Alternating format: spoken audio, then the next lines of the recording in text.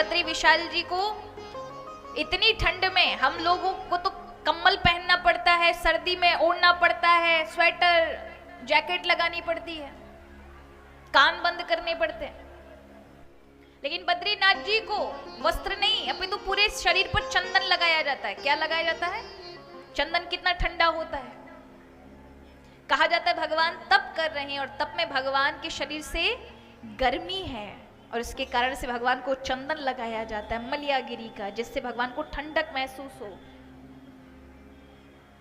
बद्रीनाथ जी के जब पट बंद होते हैं, अभी अक्षय तृतीया को खुले हैं पट, अभी जो निकल करके गई है,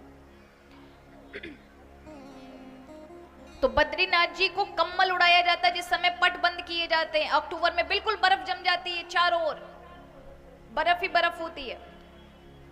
बद्रीनाथ में रहने वाले लोगों को 50 किलोमीटर नीचे ज्योतिष मठ पर नीचे उतार दिया जाता है। अब बद्रीनाथ जी को जब मंदिर के पट बंद किए जाते हैं ना, तो वहां पर एक परंपरा है कि भारत का जो अंतिम ग्राम है वहां से 5 किलोमीटर की दूरी पर, उसको कहते हैं माणा गांव। वहां पर बहुत परंपरा से एक वंश परंपरा चली आ रही है। वहां की कुंवारी कन्याएं भगवान बद्रीनाथ जी के लिए कम्बल बनाती हैं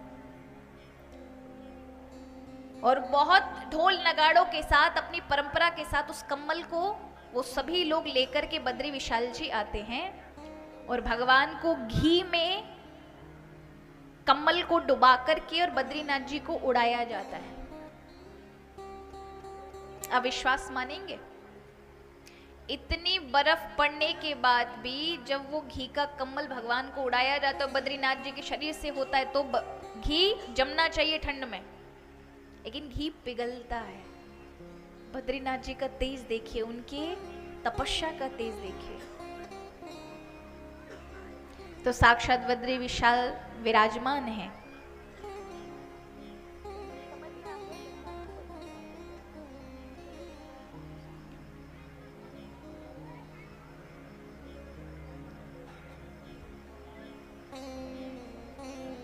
तो यहां पर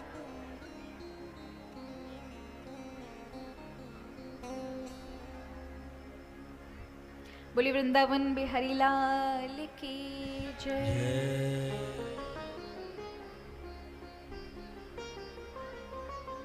तो वही कथा भोलेनाथ के मुख से निकल करके इन्हीं सुखदेव जी के माध्यम से हम तक पहुंची, जिसकी हम यहाँ चर्चा कर रहे हैं। क्योंकि हमारा जीवन में भक्ति बहुत आवश्यक है। बिना भगवान के से जुड़े, बिना भगवान के भाव आए हम जीवन में प्रभु से जुड़ नहीं सकते। देखिए, ज्ञान, भक्ति और कर्म, ये तीनों की युति होना बहुत आवश्यक है। केवल कर्म नहीं चलेगा, कर्म का बंधन भटकाएगा। इसलिए कर्म भी होना चाहिए, ज्ञान भी होना चाहिए और भक्ति भी होनी चाहिए। भक्ति आत्मा को संतुलित करती है, ज्ञान बुद्धि को संतुलित करता है और कर्म शरीर को संतुलित करता है। और भक्ति आत्मा मन दोनों को संतुलित करती है। इसलिए इन तीनों का होना ही हमारे यहाँ कहा जाता है सच्चा भक्त, ज्ञानी भक्त, प्रेमी भक्त। और वही हमें ये भागवत कथा सिखाती है।